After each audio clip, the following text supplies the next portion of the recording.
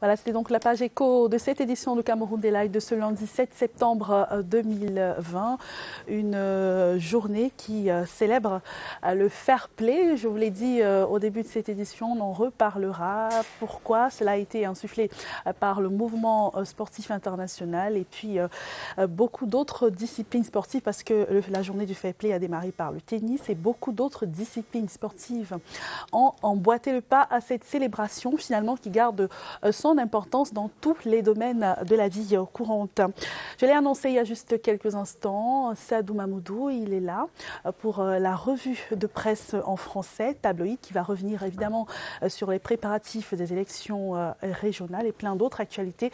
Vous avez suivi évidemment cette actualité relative à ce coup de filet des forces de défense camerounaises dans la région du Nord-Ouest. Il est avec nous, Sadou Mamoudou. Bonjour. Bonjour Catherine. Et bon début de semaine. Merci Père Romain. Vous l'avez dit, l'actualité elle est assez riche, dense et fournie. Nous allons nous appesantir forcément sur cette actualité des membres du gouvernement qui, selon une certaine presse, auraient échappé à la mort.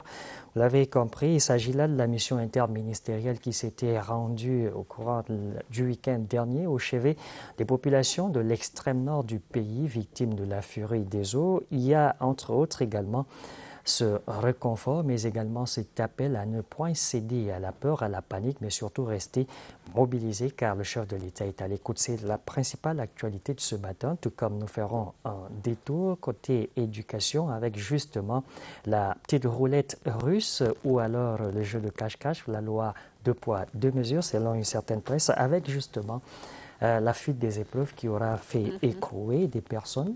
2 ou 5 sont détenus pendant que c'est l'autre respire l'air de la liberté. Voilà, y compris des mineurs. C'est dans le tabloïd en français et c'est maintenant.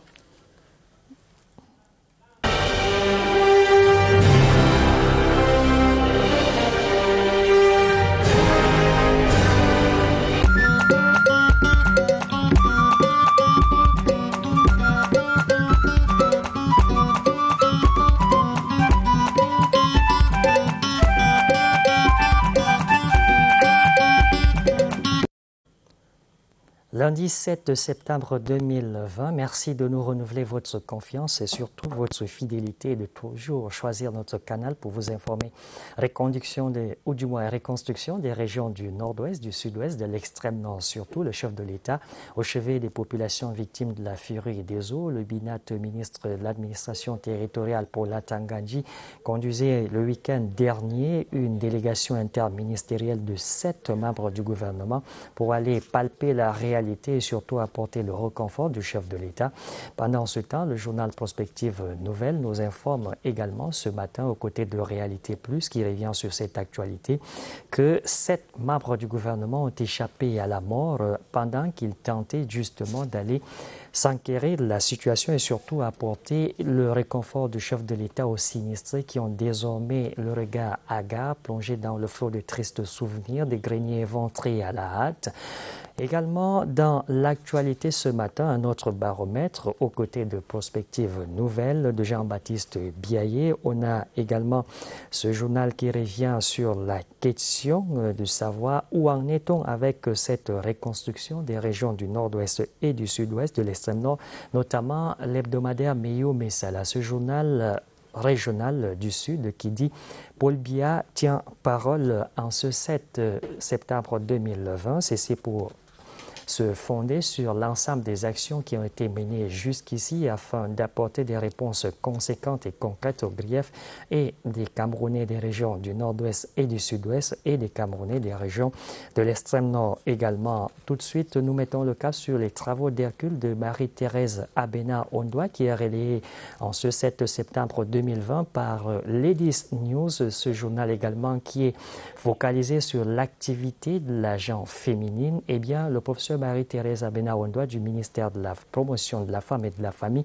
qui s'intéresse particulièrement aux abus faits à l'agent féminine et se dresse donc en avocat en ce 7 septembre 2020.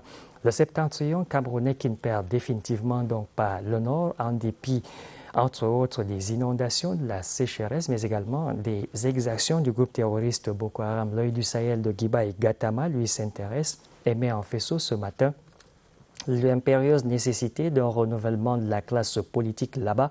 L'œil du Sahel, justement, s'intéresse à la sortie de Cabral Libi Lingué, président du PCRN, qui, selon lui, estime que ces 3 régions du pays ont besoin du sang neuf afin d'impulser son développement. Information à retrouver donc justement dans le tri hebdomadaire de Guibaï Gattama ce 7 septembre 2020 en page 5.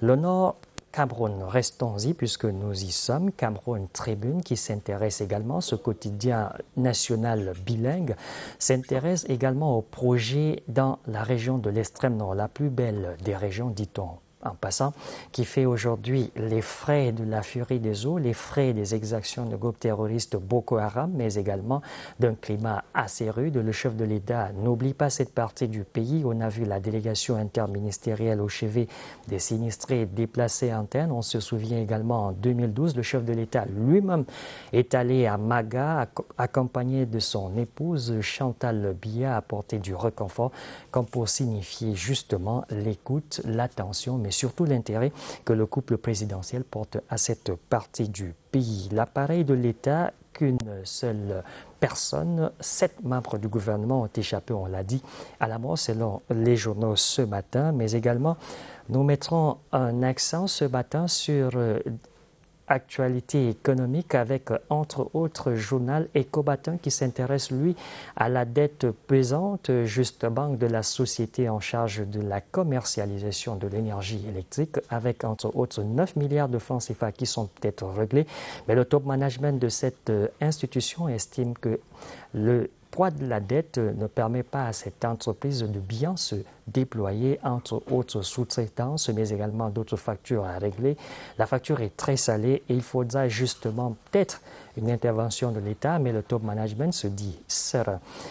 Enfin, reparlons ce jour également de cette affaire, ce feuilleton quasiment désormais, appelons-le ainsi, avec justement la fuite des épreuves qui, selon un certain média de la place, est désormais jugée comme étant la roulette russe ou alors la loi de 2 poids, 2 mesures. Mutation parle plutôt et aujourd'hui de cette épreuve case prison pour ce jeune homme qui, lui, a été simplement une courroie de transmission, de diffusion également. Notamment, c'est la route de l'infortune pour ce jeune homme, pendant que l'étudiant ou encore défis actuels également reviennent sur le cas des personnes incarcérées. L'étudiant, par exemple, nous dit qu'il y aurait des personnes incarcérées, mais d'autres également en liberté, tout comme défi actuel. Revient sur cette actualité. Voilà, mesdames, messieurs, votre fidélité nous honore. Demain, Inch'Allah, est un autre jour. À demain.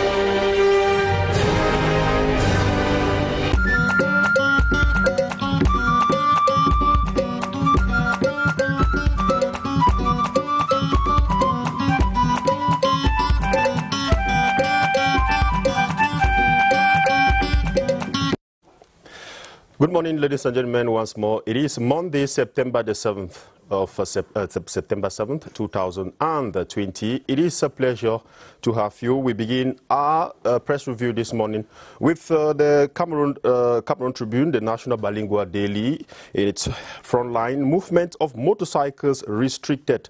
Northwest Governor Adolphe Lele-Lafrique, for security reasons, has restricted the circulation of personal service and commercial motorbikes in the major city centers of Bamenda. The September 4th press release further calls on the population to concretize, or rather to cooperate that is with the administrative and security forces for a return of peace. We know that region, Northwest region, especially Bamenda Center, has been troubled in the last few days. So you can read more of that story in page 7 in the Cameroon Tribune. The next newspaper this Monday morning, say PM, that's the Guardian Post. PM says President Paul Biya is committed to implement national dialogue recommendations. Prime Minister, Head of Government Joseph John Gute chaired an inaugural meeting of the committee instituted to the follow-up or the recommendation of the measured national dialogue. That's Thursday, September 3, 2020, restating President Biya's commitment to make such suggestions real for peace to return in the troubled Northwest and Southwest regions.